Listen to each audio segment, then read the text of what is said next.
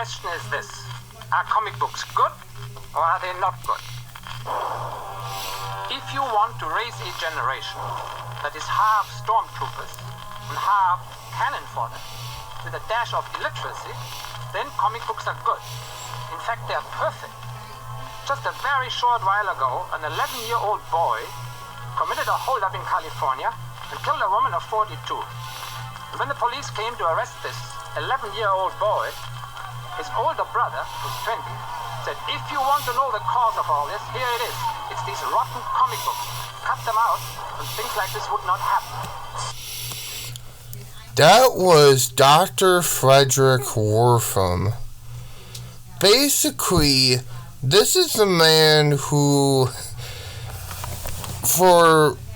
let's face it, for better or worse, kind of killed the comic book industry for a while. If not killed it, at least put a damper on it. Today we're going to be talking about this.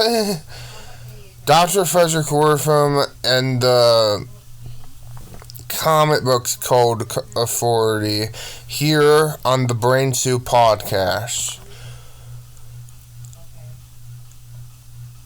When you think of censorship, what do you think of? Generally, what do you think of? Do you think of movies being censored? Maybe Elvis can't shake his hips, rock and roll back in the day, even newer to hip-hop music. Certain people can't say things. Well, back in the day, believe it or not, like a lot of the film industry, comic books back in the 50s were under attack by a subgroup hearing, by a subcommittee. This is not a joke. This actually happened, and we're going to be talking about it. Basically, before we can understand the comic book code or even Dr. Fredric Wertham himself, we need to understand the comic books short history. And when I say short, I mean a basic history of comic books. Basically, comic books, it didn't start until the 40s, but comic strips always been there. For example, you can go back to like the 20s and see like a bunch of comic strips, like funny papers and all that stuff. Keep in mind, back in the day, people only had that or the radio, so it was kind of a big thing. In the 1930s, people started putting these funny pages into comic books. And after that, Superman appeared by Jerry Siegel and Joe Shuster, and bam, it came immediate success, and comic books were everywhere on the market. Somewhere between after the Second World War, keep in mind, superhero comics were going out of fashion. Why? Because in the Second World War, everybody liked superheroes. Because Captain America and Superman were fighting the Nazis. They were fighting Hitler. In fact, these comic book writers, because a lot of them were Jewish, were fighting Hitler technically before America was fighting Hitler. Believe it or not. So, when that was done, when the war was done, it seemed like that had no reason for superheroes because they did their job and the U.S. Army wiped out the Nazis, and yeah. Well, because the superheroes ran out of fashion, you had these kind of slew of different titles, because it's not like comic books went out of style, it was just the superheroes. So you had romance comics, you had romantic comics, you had Western comics, you had what we're going to be talking about mostly today, horror comics. Now, it had other companies, but the big one of these were EC Comics. Now, EC Comics published Tales of the Crypt, what you may know from a TV show. But before it was a TV show, it was a comic book. Tales of Offense, all those all those comics, war comics. Well, Bill Gaines, who had a father who worked into comic books. Now, Bill Gaines was never going to be a comic book writer. In fact, he wanted to go into science. But because his father died in a boating accident, he had no choice to take over his father's reign. But when he went there, EC was suffering. So you get this guy, I forget his name, but you get this artist. He was mostly known for drawing, good girl art. And basically, he had this idea in his head because he always liked the old radio shows, like The Witcher's Tale and all that stuff. So, bam, the first comic of Tales of the Crypt came out. It was the immediate bestseller with kids and teenagers. And let me put this, teenagers and young adults.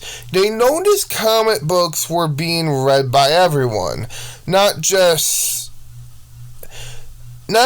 kids. And they wanted to market to young adults and older teenagers because they felt we have a go there. If these intelligent readers are reading our books, let's be intelligent and market to them. You know what I mean?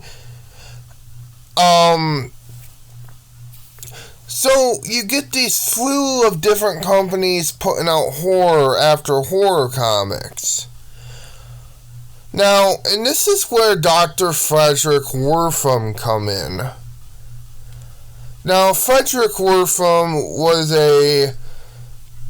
you can guess by his name, he was a doctor.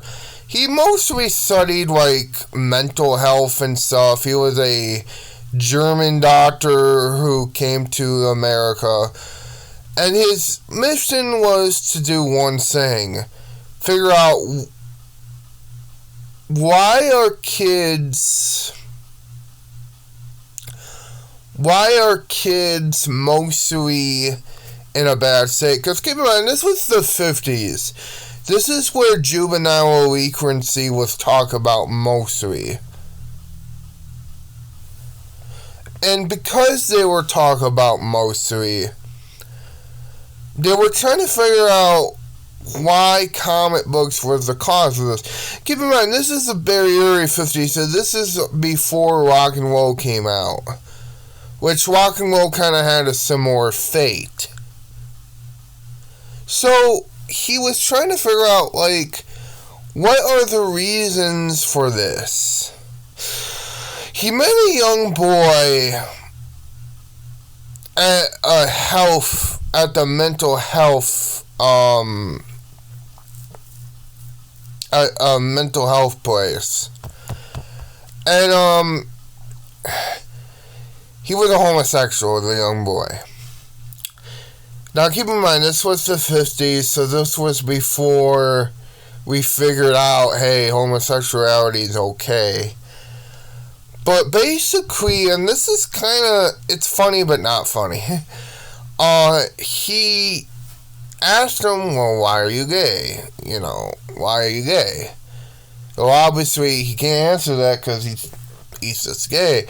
But he said, it's because of Batman and Robin. Yeah, he said it was Batman and Robin, and he said he wanted to be Robin, and to put it in a more family-friendly terms, he wanted to be Robin so Batman can be with him. And because of that, Dr. Wertham immediately started to study these comic books. Now, these comic books, he came across the horror comics. And he's like, oh my god, these horror comics are corrupting our youth. So he got a hold together with this guy named S.S. Kefauver, who did some work mainly in the Civic Hearing Subcommittee. Sorry if I butchered that. And S.S. Kefauver and Fredric was working into these comic books, saying, "Oh my God, what are we gonna do with these comic books? They're corrupting the youth." They did some more research. Kids started blaming comic books for their bad behavior. So it was, well, not all kids, but some kids. So it was easy to start to blame comic books. 1954, Fredric Wertham wrote the book called The Deductions of the Innocent. So basically, he got all these comic books together. He wrote this book called Deductions of the Innocent. Parents flipped out because they believe him because he was a doctor. They had these big churches started burning comic books. Now, you remember when I was talking about Gaines for a second? Gaines was furious, the owner of EC Comics. He was just furious because he said, quote, I'm paraphrasing, of course, but he said something like, is freedom of speech really being under attack? Like, are we really gonna put aside freedom of speech for censorship because a couple kids blame our books for their own behavior, what their parents should have dealt with in the first place? And that's how the whole comic book code community started out. Now, what's interesting about the comics code? You would think it was the government censored thing, but no. It was actually the comic book companies themselves because they did not want the government to get involved, because if they didn't do anything, the government would have got involved. So they decided to put down this comic book code. Well, you know how when you look at 60s, 70s, even late 50s, but 80s comics, they had this thing called approved by the comic book code community. That is why. And the very weird thing is about this whole thing is it didn't really stop weird comic books. Because they banned everything. They banned the word weird, horror, terror. They banned certain romance comics, except for artsy, artsy is really the only kind of romance, quote-unquote, comics they had back then. But they banned superheroes had to be with girls. They couldn't show no homosexual behavior, apparently. They had to be clean cut. And that's, that's interesting to me because, first of all, that didn't stop anything, 50s logic, I guess, but it's just a crazy thing. I just wanted to talk about it, but now, and believe it or not, this lasts for a little while until at least 2012 when things got a little looser and they dropped the comics code. 2012, people. This went on for years. So, yeah. Tell me what you think about this. And also, I want to know what your opinion is on censorship. Personally, I think censorship is not a good thing. Now, don't, like, I mean, obviously there's some things I don't want to see. I think a lot of people do, and I don't, but I also think the only thing censorship should, if people actually want to help people, get rid of, like, things that exploit children, get rid of things that exploit, people in general. Don't go after the media for publishing horror or whatever, But that's my opinion. I'm not the biggest fan of censorship. I think it's unconstitutional. It is interesting, though, to look at these things in a historic level. So what's your opinion on this, guys? Have a good day and bye.